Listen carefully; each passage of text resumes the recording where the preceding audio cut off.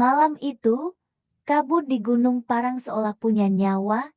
Ia merayap pelan, membungkus selangkah kaki 4 sekawan yang mulai kehilangan arah. Andres berjalan paling depan dengan langkah santai. Sesekali bersiul meski nada siulannya terdengar hambar.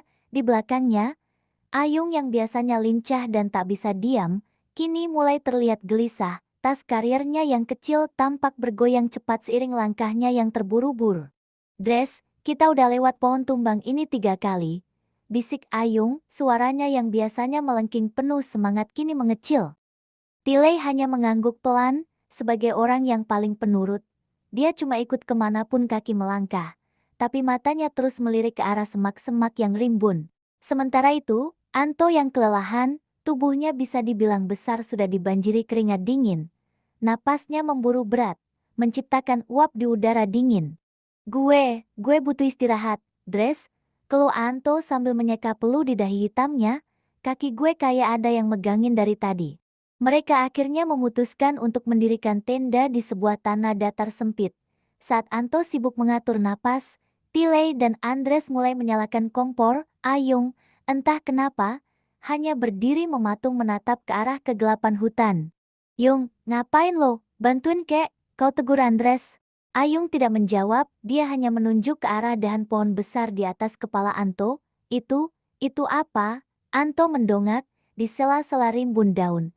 Sepasang mata merah menyala menatap tepat ke arahnya, bukan mata hewan, mata itu terlalu besar, terlalu tinggi, dan dikelilingi rambut hitam legam yang menjuntai jatuh seperti tirai busuk. Lari, gumam Anto, tapi tubuhnya yang berat seolah terpaku ke tanah.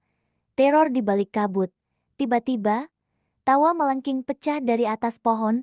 Sosok itu turun dengan gerakan yang tidak masuk akal seperti laba-laba, namun dengan tubuh wanita yang pucat pasi. Cabut, teriak Andres, membuang kompornya. Mereka berlari kencang. Ayung yang lincah melesat beranak panah, melewati akar-akar pohon dengan cekatan. Tilei mengikuti di belakangnya tanpa banyak tanya, namun Anto tertinggal. Langkahnya yang berat membuatnya kesulitan di medan yang licin. Tungguin gue, teriak Anto panik.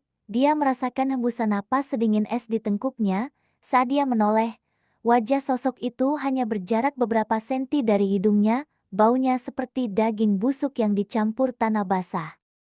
Mau kemana? Gendut, temenin saya di sini, bisik suara itu.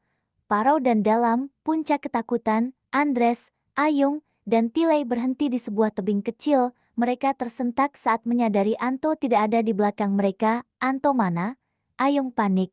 Senternya menyorot liar ke arah hutan. Dari kejauhan, terdengar suara langkah berat yang berlari ke arah mereka. Itu Anto. Dia berlari sekuat tenaga. Wajahnya pucat pasi, tapi ada yang aneh. Di bahu Anto yang lebar, terlihat sepasang tangan putih panjang dengan kuku hitam yang melingkar erat di lehernya. Lari terus, Ti. Jangan berhenti, teriak Tilei yang biasanya tenang. Kini suaranya gemetar hebat. Anto sampai di dekat mereka. Namun saat dia hendak meraih tangan Andres, tubuhnya tiba-tiba tertarik ke belakang dengan kekuatan yang luar biasa. Dia terseret masuk ke dalam kegelapan semak-semak dalam hitungan detik.